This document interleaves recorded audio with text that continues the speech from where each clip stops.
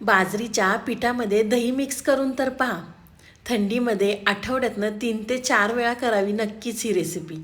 Hi hello नमस्ते, स्वाती सांडभोर या YouTube चॅनलवर तुम्हा सगळ्यांचं अगदी मनापासून स्वागत करते. तर चला, तुमचासुद्धा खूप वेळ घेत नाही, लगेच रेसिपीला सुरुवात करूया. इथे मी बाऊल घेतलेला आहे. त्यामध्ये आपल्याला 1 कप बाजरीचं पीठ घ्यायचं आहे. 1 कप बाजरीचं पीठ घेतल्यानंतर त्यामध्ये आपल्याला 3 ते 4 चमचे दही घ्यायचं आहे. दही जर खूप आंबट असेल तर 2 चमचे घातलं तरी चालणार आहे. दही घातल्यानंतर आपल्याला चमच्याने दही बाजरीच्या पिठामध्ये मिक्स करून घ्यायचं आहे. काही जणांना बाजरीची भाकरी आवडत नाही. तुम्ही जर त्यांना या पद्धतीने करून खाऊ घातली ना, तर अर्थात सगळेजण अगदी आवडीने खातील. कुणाला समजणार सुद्धा नाही की आपण हे बाजरीच्या पिठापासून बनवलेलं आहे. बाजरीच्या पिठामध्ये दही घातलं की त्यामध्ये आपल्याला थोडं थोडं पाणी घालून हे पीठ मिक्स करून घ्यायचं आहे. अगदी व्हिडिओमध्ये दाखवते ना त्या पद्धतीने करून घ्या. तोपर्यंत तुम्ही माझा व्हिडिओ इथपर्यंत पाहिलाच आहे आणि व्हिडिओला अजूनसुद्धा लाईक केलं नसेल ना हो, तर प्लीज एक लाईक नक्कीच करा. साईडचं बेल आयकॉनसुद्धा प्रेस करा, म्हणजे तुम्हाला माझे नवीन नवीन व्हिडिओ पाहायला मिळतील. पीठ मिक्स करून घेतलं की त्यामध्ये आपल्याला 2 चमचे बारीक रवा घालायचा आहे. तुम्ही या ठिकाणी जाड रवा किंवा बारीक रव्याचा सुद्धा वापर करू शकता. रवा घातला की आपल्याला पिठामध्ये व्यवस्थित मिक्स करून घ्यायचं आहे. पिठामध्ये रवा मिक्स केल्यानंतर आपल्याला 5 मिनिटासाठी साईडला ठेवायचा आहे, म्हणजे रवा पिठामध्ये छान भिजेल.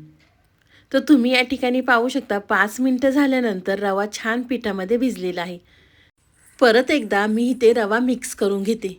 मिक्स केल्यानंतर त्यामध्ये आपल्याला 1 टोमॅटो बारीक चिरून घालायचा आहे. टोमॅटो घातल्यानंतर इथे मी छोट्या आकाराचा कांदा बारीक चिरून घेतला होता. कांदा टोमॅटो घातल्यानंतर इथे मी 2 मिरच्या बारीक चिरून घेतल्या होत्या. घरामध्ये जर खूप लहान मुलं खाणारे असतील तर तुम्ही या ठिकाणी मिरच्या स्किप केल्या तरी चालणार आहे. भरपूर चिरलेली कोथिंबीर घालायची आणि परत एकदा मिक्स करून घ्यायचं आहे. मिक्स केल्यानंतर त्यामध्ये आपल्याला चवीनुसार मीठ घालायचं आहे. मीठ घातल्यानंतर इथे मी पाव चमचा आपल्याला खाण्याचा सोडा घालायचा आहे. सोडा घातला की इथे मी थोडंसं पाणी घालते आणि परत एकदा मिक्स करून घेते. तुम्ही यामध्ये तुमच्या आवडीनुसार भाज्यासुद्धा घालू शकता. किसलेलं गाजर, किसलेलं बीट किंवा कोबीसुद्धा तुम्ही यामध्ये घालू शकता. मुलं भाज्या खात नाही, त्यामुळे असा पदार्थ करून मुलांना खाऊ घातला ना, तर मुलं खरंच अगदी आवडीने खातील. पीठ मिक्स केलं की इथे मी आप्पे पॅन गरम करून घेतलेला आहे. त्यामध्ये आपल्याला थोडंसं तेल घालायचं आहे. तुम्ही तेल किंवा तूपसुद्धा या ठिकाणी वापरू शकता. तेल घातलं की त्यामध्ये आपल्याला पांढरे तीळ घालायचे आहेत. आपण बाजरीचं पीठ आणि त्यामध्ये आपण तीळसुद्धा घातलेलं आहे, त्यामुळे आपल्याला तीळ हे शरीरासाठी खरंच खूप चांगले असतात. तीळ खाल्ल्याने आपले हाडंसुद्धा अगदी मजबूत होतात. तर आप्पे पॅनमध्ये तीळ घातल्यानंतर आपण जे बाजरीचं पीठ तयार करून घेतलं होतं ते आपल्याला आप्पे पात्रामध्ये घालायचं आहे की नाही. अगदी मस्त रेसिपी. जर मुलं बाजरीची भाकरी खात नसेल ना, तर तुम्ही त्यांना अशा पद्धतीने खाऊ घाला. लहानांपासून मोठ्यांपर्यंत खरंच सगळेजण आवडीने खातील. इथे मी आप्पे पात्रामध्ये सगळं पीठ घातल्यानंतर आपल्याला झाकण ठेवायचं आहे आणि बारीक गॅसवर आपल्याला 2 ते 3 मिनटं एक साईड भाजून घ्यायची आहे. तर 2 ते 3 मिनटं झाल्यानंतर वरची बाजू पाहू शकता तुम्ही कोरडी झालेली आहे. त्यानंतर आपले आप्पे दुसऱ्या साईडने भाजून घ्यायचे आहेत. पाहू शकता छान असे खरपूस एका साईडने आप्पे हे भाजलेले आहेत. तर सगळे आप्पे मी पलटी करून घेते आणि दुसऱ्या साईडने सुद्धा छान आपल्याला खरपूस भाजून घ्यायचे आहे. आपण तीळ घातलेले आहे त्यामुळे आप्पे दिसायला सुद्धा किती छान दिसतात ते तुम्ही पाहू शकता या ठिकाणी. तर दुसऱ्या साईडने सुद्धा पलटी केल्यानंतर दुसरी बाजूसुद्धा अगदी छान भाजलेली आहे. रंगसुद्धा आप्प्यांना किती छान आलेला आहे, पाहू शकता. मस्त आपले बाजरीचे आप्पे हे तयार झालेले आहे. मुलांच्या टिफिनसाठी, नाश्त्यासाठी तुम्ही अगदी झटपट करू शकता. तर दुसरी बाजूसुद्धा भाजल्यानंतर एका प्लेटमध्ये काढून घेते.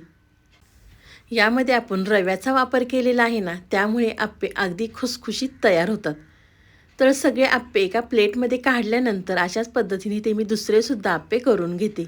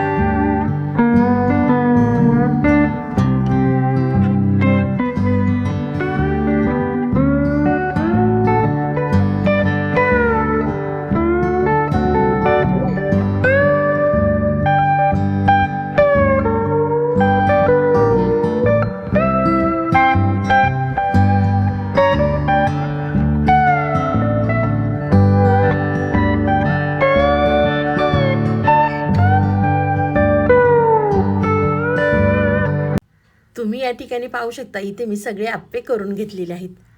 तुम्हाला ही माझी आजची रेसिपी कशी वाटली ती मला नक्कीच कमेंट करून सांगा. व्हिडिओ आवडला तर व्हिडिओला लाईक, कमेंट, सबस्क्राईब करायला विसरू नका. तुम्हाला माझा व्हिडिओ खूपच आवडला असेल ना, तर तुमच्या नातेवाईकांमध्ये, मित्रमैत्रिणींमध्ये व्हिडिओ शेअर करायला सुद्धा विसरू नका. तर चला, तुम्ही माझा संपूर्ण व्हिडिओ पाहिल्याबद्दल थँक्यू सो मच. पुन्हा भेटूया असाच एक छानसा व्हिडिओ घेऊन. तोपर्यंत बाय.